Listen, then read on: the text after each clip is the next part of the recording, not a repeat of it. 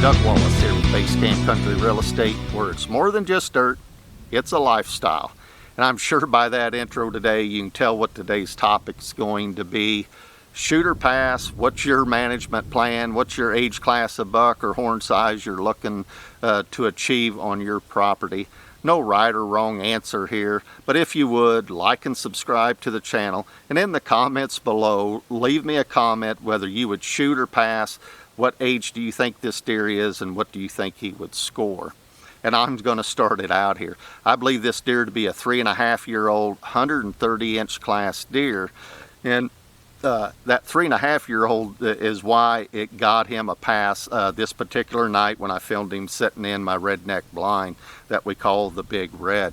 On our property, we're striving for a 4.5-year-old or older deer. My son and I really don't care if they're a spike, so long as they are at least 4.5.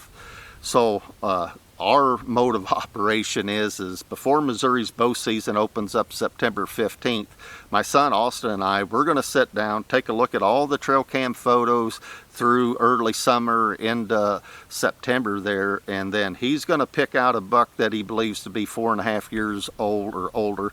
I'm going to do the same, and then it really helps if we have a couple of years of history with that deer from 2.5 to 3.5 and now 4.5, and then that'll really up the level of that buck's space on the hit list, you might say. So, and we're pretty dogged about that. We're going to concentrate on those two bucks, and those are the bucks that we're going after. Now we might play an audible, but the audible is going to have to be on a buck that's older and bigger horn class than what we're already chasing. So I know the majority of the comments are going to come down on two sides here, and the first one being people are going to say, well, you just as well shoot him, because if you don't, your neighbor's going to. And you want to know something? I've got a neighbor on each side of me that fits that bill there. If this particular buck walks by them, they're going to let a bullet or an arrow sling his way. And you want to know something? I have no control over that. At the end of the day, if I find out one of my neighbors harvests this buck, the only thing I can really do is tip my hat to them, shake their hand, and congratulate them on a really nice buck, because this deer is a really nice buck. But just for me, he just doesn't meet the management plan that we're out to achieve.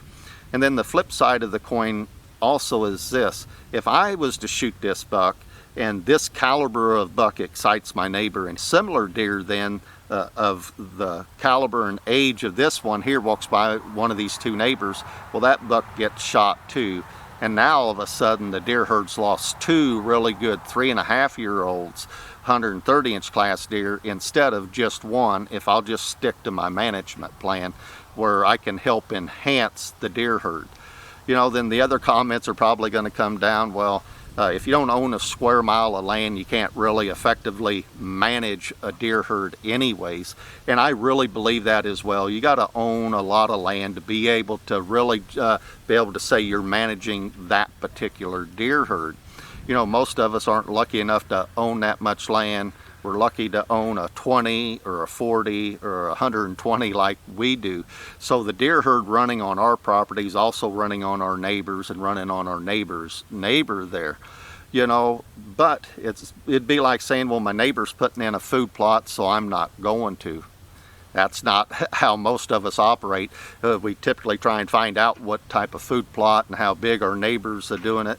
And then when we get to our side of the fence, we're bound to determine we're going to put in a bigger and better food plot than our neighbor. That way those mature bucks will want to spend more time on our property than they do the neighbors there. And then maybe we can get that 3.5-year-old buck that we passed to 4.5, and now everyone gets a chance at that 4.5-year-old deer. You know what? I believe that's what dreams are made of. They weren't made just for kids. I believe dreams were absolutely made for the deer hunter. It's more than just dirt, it's a lifestyle. So keep on dreaming.